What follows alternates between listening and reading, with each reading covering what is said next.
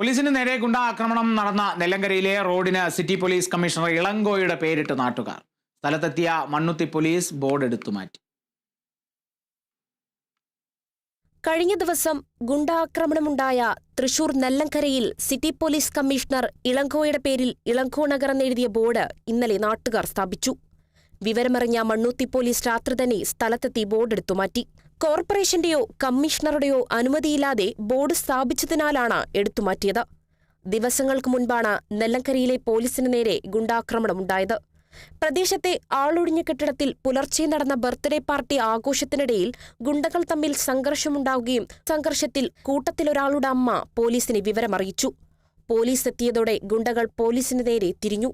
ആക്രമണത്തിൽ 3 പോലീസ് വാഹനങ്ങൾ തകർക്കുകയും പോലീസുകാർക്ക് പരിക്കേൽക്കുകയും ചെയ്തു. സംഭവത്തിൽ കൊലക്കേസ് പ്രതി ഉൾപ്പെടെ 6 അംഗ ഗുണ്ടാസംഘത്തെ പോലീസ് സംഭവസ്ഥലത്ത് തന്നെ പിടികൂടി. വിഷയത്തിൽ കമ്മീഷണർ ഇളങ്കോയുടെ ഗുണ്ടകൾ ഗുണ്ടകളെപ്പോലെ പ്രവർത്തിച്ചു, പോലീസ് പോലീസിനെ പോലെ പ്രവർത്തിച്ചു എന്ന പ്രതികരണം വൈറലായിരുന്നു സോഷ്യൽ മീഡിയയിൽ. ഇതിനു പിന്നാലെയാണ് സംഭവം നടന്ന നെല്ലങ്കരയിൽ കമ്മീഷണറുടെ പേരിൽ ബോർഡ് പ്രത്യക്ഷപ്പെട്ടത്. Kerala vision news, Thrissur.